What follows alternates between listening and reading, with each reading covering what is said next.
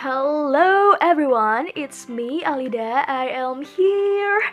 Yeah, it's been a very long time since I don't make any video. Anyway, the topic in this video is the most requested topic ever. Like every day people keep asking me about this topic, so I think it's better to filming it. Yeah, this is it. This video is about MUN.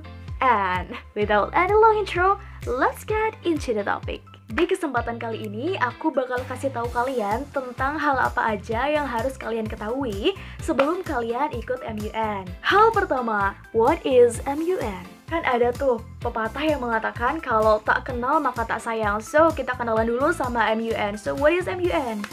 MUN atau Model United Nations dalam bahasa Indonesia dikenal dengan istilah simulasi sidang PBB. Kalau kalian pernah lihat nih cuplikan-cuplikan sidang PBB, MUN itu nggak beda jauh dari sidang PBB yang kalian lihat itu. Di simulasi sidang PBB, kalian bakal nemuin yang namanya committee.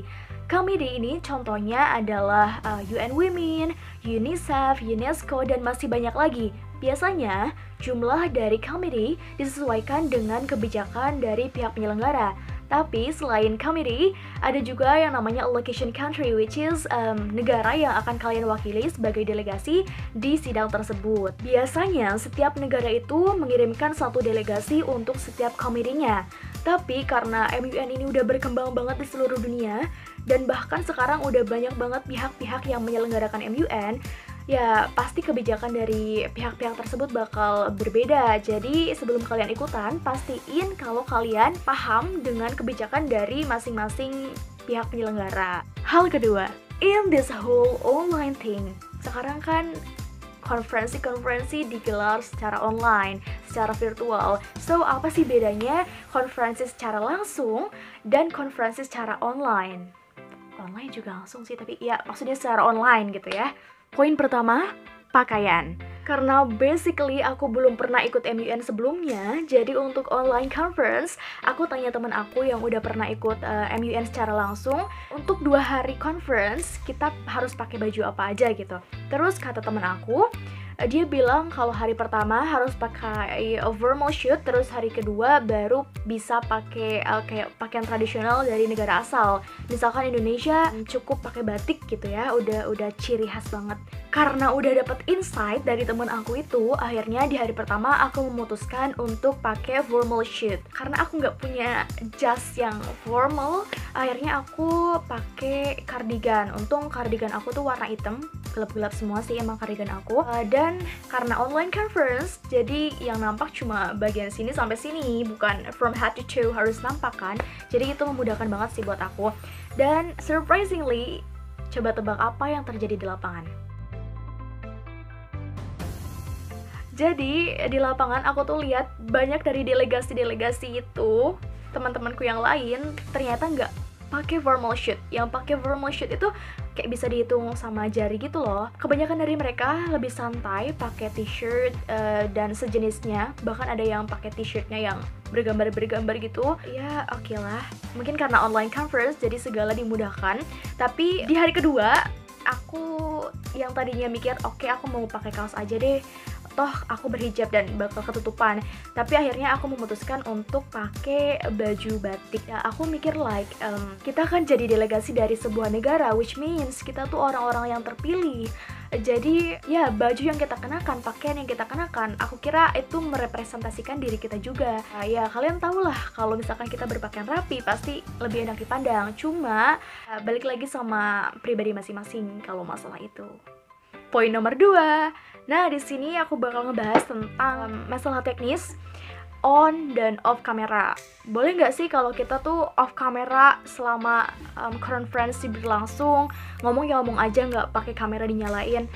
Jawabannya tergantung sama pihak penyelenggara MUN tersebut. Jadi biasanya sebelum conference dimulai, chairs atau guide dari setiap komite bakal ngejelasin tentang terms and condition di conference tersebut. Jadi baik-baik tuh kalian ngedengerin terms and condition supaya pas conference berlangsung kalian gak kena tegur. Misal tiba-tiba ada suara-suara dari mic kalian yang mengganggu dan lain-lain. Tapi di conference yang aku ikutin kemarin untuk on off kamera itu tergantung situasi. Jadi misalkan kalian lagi ngomong, kalian harus on kamera. Cuma kalau kalian nggak lagi ngomong, ya nggak apa-apa kalau misalkan mau off kamera, mau melakukan hal-hal lain, mau sambil nugas. It depends on you.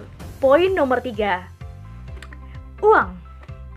As you guys know, perbedaan yang paling mencolok dari online conference dan konferensi secara langsung itu adalah uang, expenses gitu ya. Karena basically MUN itu digelar setiap tahun sekali, atau setahun itu 2 kali atau 3 kali gitu, tergantung pihak penyelenggara.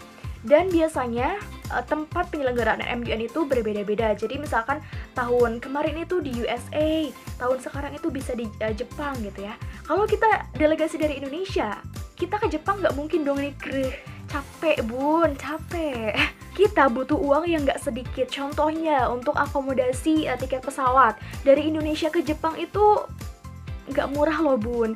Belum lagi kalau kita belum punya paspor dan visa, kita harus bikin dulu. Terus uang jajan, uang saku buat oleh-oleh dan jalan-jalan. Dan yang terpenting adalah biaya untuk acara itu sendiri, karena acaranya itu biasanya mengcover penginapan, makanan, dan hal-hal lain yang kita sebenarnya nggak tahu rinciannya, cuma kita harus bayar. Duh, ini baru menggambarkan secara kasar aja udah kayak mind blowing banget.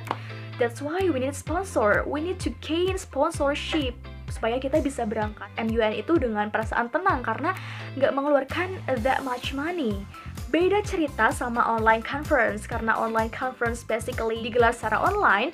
Ya, kita hanya butuh PC atau HP kita, terus internet connection supaya bisa ikut conference itu, dan ya, it doesn't cost that much money. Pengalaman aku kemarin, aku cuma mengeluarkan kayak $9,5 gitu. Kalau di rupiah mungkin sekitar 150.000 untuk satu kali conference, which is murah banget dibandingkan conference secara langsung. Dari situ, personally I think this online conference can be your jalan ninja buat kalian semua yang ngerasa kalau aduh kayaknya nggak mungkin ikut MUN secara langsung karena it cost a lot of money gitu ya. Terus nggak mungkin nih dapat sponsorship untuk MUN karena ya sponsorship kita kan harus kayak jual personal branding kita juga kan, nggak mudah pasti. Nah, online conference bisa jadi alternatifnya ya. Selama online conference masih berlangsung, you guys better ikutan lah ya. Setelah dari perbedaan conference langsung dan online conference, kita balik lagi nih ke hal yang harus kalian ketahui tentang MUN nomor 3. Nah, di hal yang harus kalian ketahui nomor 3 ini, aku bakal ngejelasin tentang tata cara pelaksanaan conference-nya gitu ya. Biasanya sebelum kalian ikut conference-nya, kalian bakal dikasih yang namanya guidebook. Di situ juga biasanya tertulis tentang terms and conditions selama conference, apa aja sih istilah-istilah yang harus kalian ketahui selama ada di conference, dan part-part di conference itu sendiri. Jadi ada baiknya kalian baca dulu guidebooknya, baru kalau kalian misalkan, aduh mentok nih nggak ngerti-ngerti, bolehlah kalian buka YouTube, terus search yang namanya simulasi sidang PBB, pasti banyak keluar. Karena aku juga lihat dari YouTube supaya ya agak ngerti lah, karena aku first timer banget, beginners, jadi aku kayak belum tahu gimana berjalannya. So video di YouTube sangat membantu menurut aku. Tapi kalau misalkan kalian gak punya waktu untuk nonton video di YouTube, kalian bisa juga learning by doing, karena sebelum conference ada yang namanya training. Di situ dijelaskan nih part ini tuh ngapain aja, pas ini tuh ngapain aja. Ya, no need to worry karena online conference akan sangat memudahkan kalian. Kalau ditanya gitu, Al, kamu kapok nggak sih ikut online conference? Karena online conference lama banget ya, kayak 7-8 jam gitu, cuma duduk mantengin monitor. Kalau dibilang capek ya capek, karena it's quite boring.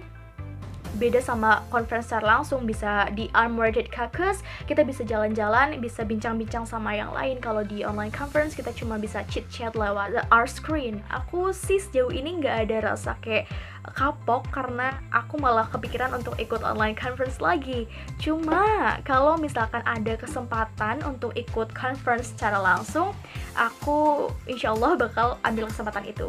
So yeah, I think that's all from me. Tapi disclaimer dulu deh, harusnya disclaimer di awal sih, cuma ya nggak apa-apa lah kita taruh akhir.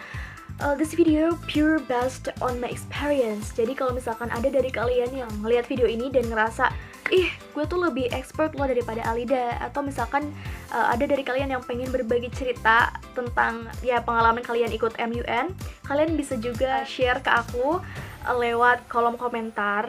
Kita bagi-bagi pengalaman aja ya. Semoga aku masih bisa share tentang MUN juga.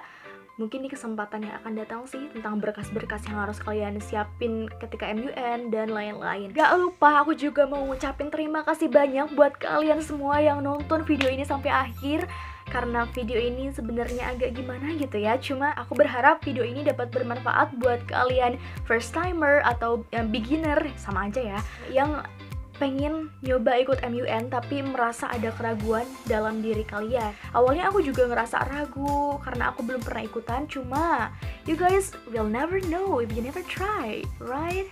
Oh ya guys, aku juga mau ngingetin kalau COVID-19 ini masih ada, so please stay healthy, stay safe, jaga kesehatan kalian, jaga kesehatan orang-orang terdekat kalian, dan pastinya tetap patuhi protokol kesehatan. So,